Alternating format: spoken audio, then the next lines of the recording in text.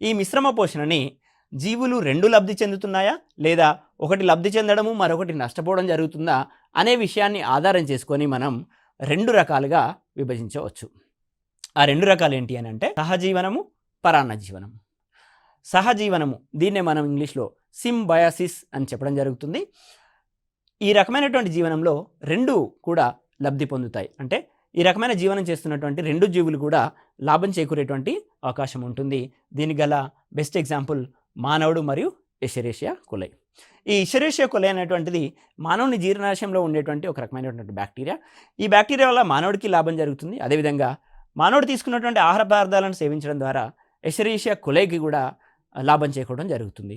ఈ విధంగా మానవుడు ఎషెరేషియా కొలైపై, ఎషెరేషియా కొలై అనేటువంటిది మానవుడిపై ఆధారపడి ఉంటాయి. కాబట్టి ఈ రకమైనటువంటి సహజీవనంలో రెండు లబ్ధి చెందుతున్నాయి. కాబట్టి దీన్నే మనం సహజీవనం లేదా సింబయాసిస్ అని చెప్పడం జరుగుతుంది. అదేవిధంగా ఇంకొక ముఖ్యమైనటువంటి ఎగ్జాంపుల్, చాలాసార్లు పరీక్షలో అడిగినటువంటి ఎగ్జాంపుల్ ఏంటి అని అంటే ఇది మొక్కల వేర్లు మరియు రైజోబియం బ్యాక్టీరియా. ఫాబేసి కుటుంబానికి చెందినటువంటి, పర్టికులర్గా ఫాబేసి కుటుంబానికి చెందినటువంటి మొక్కలలో ఈ రకమైనటువంటి సింబయాసిస్ని మనం చూడడం జరుగుతుంది. ఈ ఫాబేసి మొక్కల యొక్క వేర్ల లోపల బొడిపల రూపంలో రైజోబియం బ్యాక్టీరియా అనేటువంటిది ఉంటుంది. ఈ విధంగా ఉన్నటువంటి రైజోబియం బ్యాక్టీరియా మొక్కల నుంచి పోషకాలను సేకరిస్తుంది. ఆ విధంగా బ్యాక్టీరియాకి లాభం చేకూరుతుంది.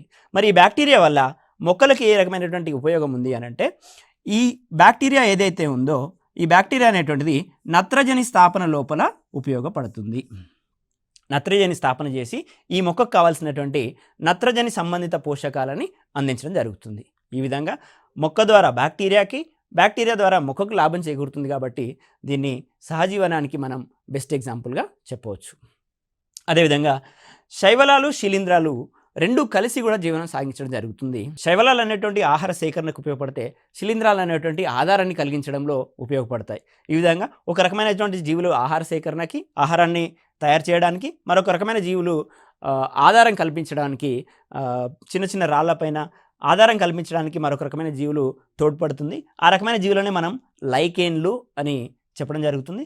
లైకేన్లు అనేటువంటివి ఇంతకుముందు కూడా పరీక్షలో అడగడం జరిగింది. లైకేన్ అనగా శైవలము మరియు శిలీంధ్రము కలిసి సహజీవనం చేయడాన్నే లైకేన్గా మనం పిలుస్తాం.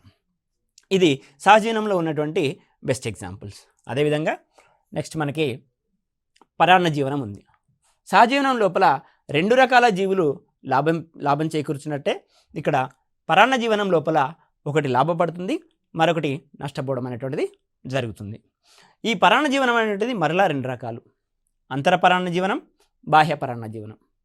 పరాన్న జీవనం లోపల ప్రధానంగా మనము గుర్తుంచుకోవాల్సిన విషయము, రెండు జీవులు కలిసి పరాన్న జీవనం అనేటువంటిది పోషణలో భాగంగా ఉంటాయి.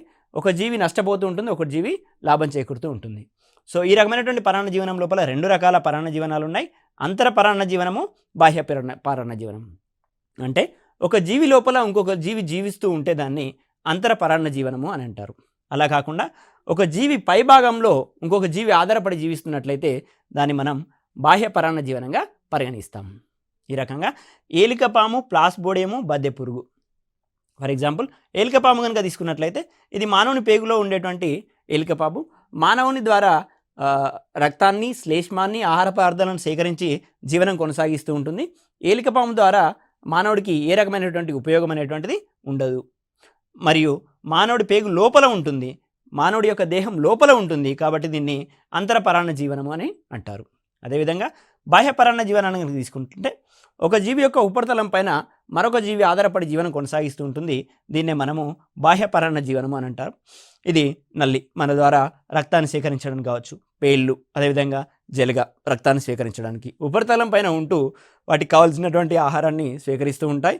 అప్పుడు ఇంకొక జీవికి అంటే మానవుడికి నష్టం జరిగేటువంటి అవకాశం ఉంటుంది. కాబట్టి దీన్నే మనం పరాన్న జీవనము అని అంటాం. ఈ రకంగా మిశ్రమ పోషణ లోపల సహజీవనము, పరాన్న జీవనం అనేటువంటి రెండు రకాలు ఉన్నాయి. పరాన్న జీవనం లోపల అంతర పరాన్న జీవనం మరియు బాహ్య పరాన్న జీవనం అనేటువంటి రెండు రకాలు అనేటువంటి ఉన్నాయి.